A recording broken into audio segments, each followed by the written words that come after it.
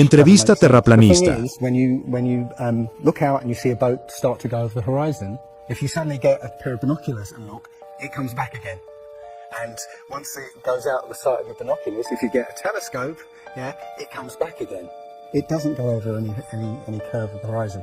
What we found, many people have done experiments with very high-powered zoom cameras, and they've watched a boat sail out to sea, and they've just kept trained on this boat.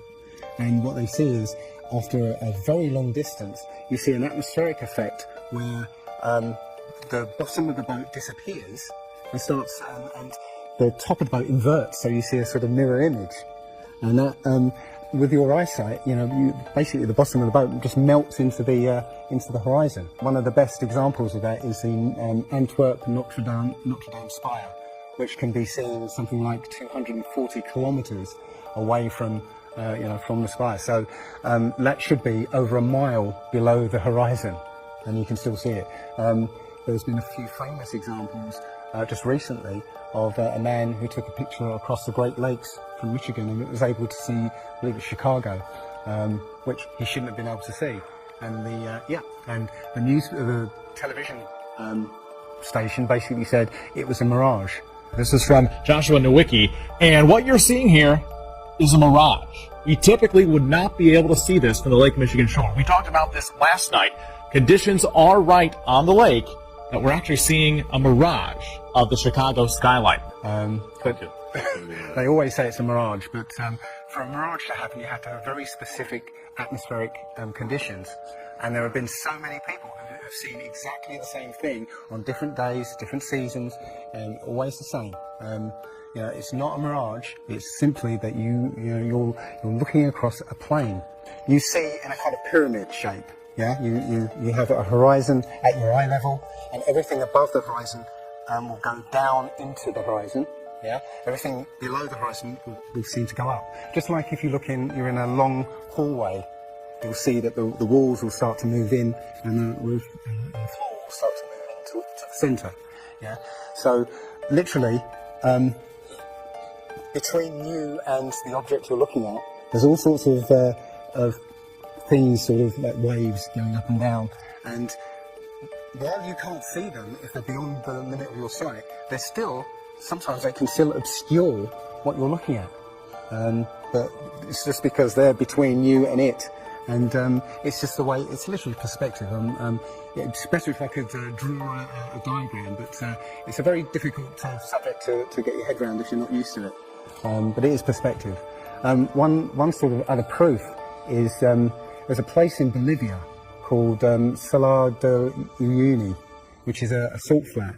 It's literally 100 miles wide one way and 80 miles across, and it's perfectly flat. When it rains, literally you get an inch of water, and it looks like a perfect mirror. Now, how does that happen on a sphere? Yeah, it shows you that if you're one end of this salt flat, you can see perfectly clearly the other end 100 miles away.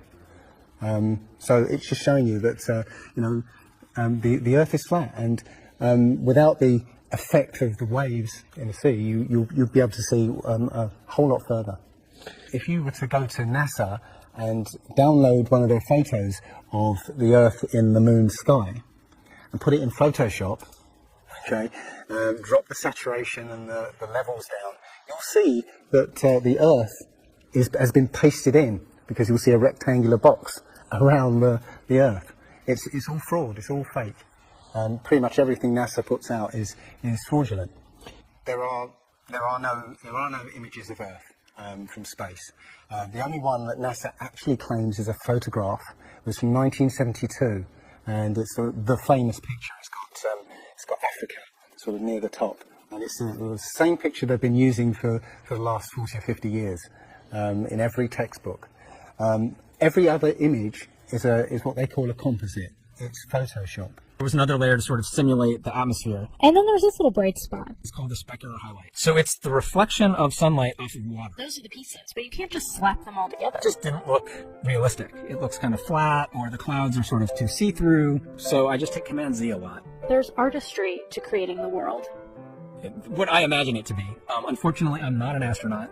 I've never been to space, but I've looked at these images over and over again, trying to sort of get the essence of it. It is photoshopped, but it's has to be.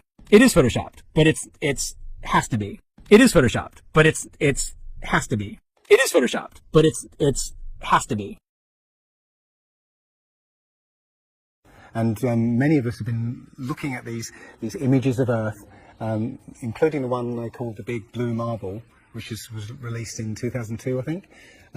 Again, when you zoom into it with Photoshop, you'll see where they've used the clone tool in Photoshop to take a picture of one of the clouds and stamp it in various places around the picture. They got lazy. In another image, they've even photoshopped the word sex in the clouds, which is a subliminal tool they use to get people to sort of relate to something.